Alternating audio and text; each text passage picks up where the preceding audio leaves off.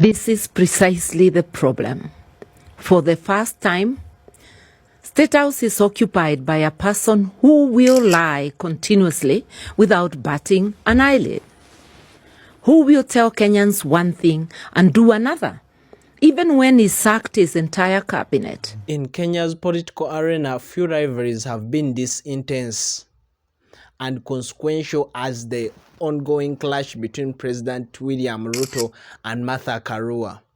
Once political allies, today they stand at opposite sides, representing competing visions for the country's future. This battle is more than just politics, it is fierce and context. Karua, a seasoned politician with a reputation for courage and integrity, has steadily risen as a formidable challenger. Known for her unwavering stance against corruption and injustice, Karua has built a reputation as a principled fighter willing to confront power head-on. President Ruto, on the other hand, champions himself as being the hustler-in-chief, the voice of the common people, promising Kenyan economic empowerment and prosperity. Tutaweka pesa ya serikali kupunguza gharama ya mtungi ya gas. Ile ya kilo 6 mnanunua 2,500, 2,800, tutaishukisha.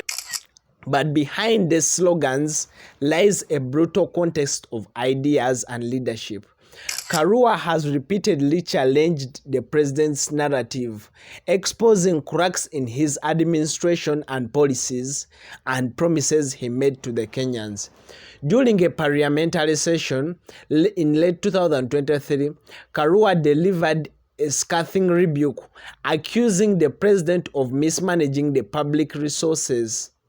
She said, "When leaders fail to deliver, corruption steals the future of our children, and it is our duty now to speak up." The statement sent shockwaves as this was her first statement against President William Ruto. Usually quick to counter criticism, he found himself forced into defense. His administration scrambled to respond, but Karua's words resonated with very many Kenyans across the country, and they were amplified by both social media and the mainstream media itself. Her message has always contrasted sharply with President Ruto's promises.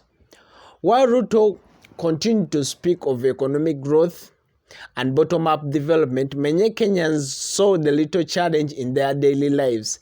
The disparity that continuously continued to grow, although he had promised them change. In 2022, Kenya was the 8th largest economy. In 2.5 years, we have managed to overtake Angola, we have managed to overtake Ethiopia. Now Kenya is the 6th largest economy in Africa. In fact, it is the largest economy in East and Central Africa. And it is because of the Kenyan workers, the collective effort of our farmers, of our workers in industry, of our teachers, and everybody else that has contributed to moving Kenya to where we are today. I am very confident about the future of our country if we work. On social media, the battle has always intensified through the different supporters of both Karua and President Ruto. Skillfully, various videos on TikTok, live streams, and memes challenge all the president's narratives. She has capitalized on these moments and always contradicted the statements of President. Such inflation rates and corruption scandals involving the close allies. For example, during a Facebook live session, Karua pointed out with her own words, "Words without actions are just noise, and Kenyans deserve more than just empty speeches."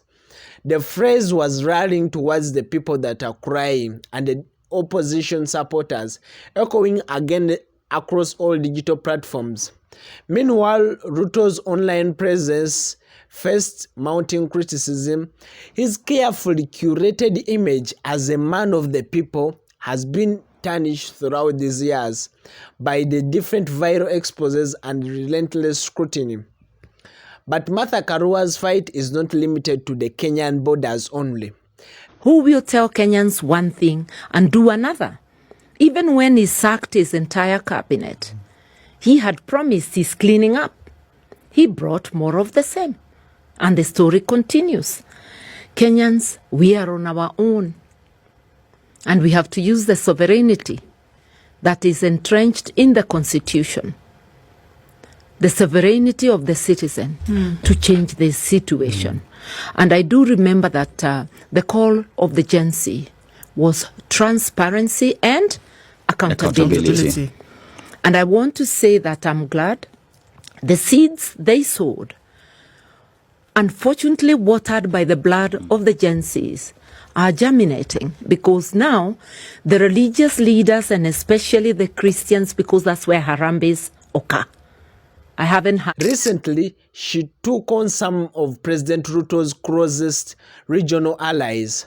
For example, President Museveni Yoweri of Uganda, also accusing them of supporting President Ruto's political ambitions and being the one keeping him in power.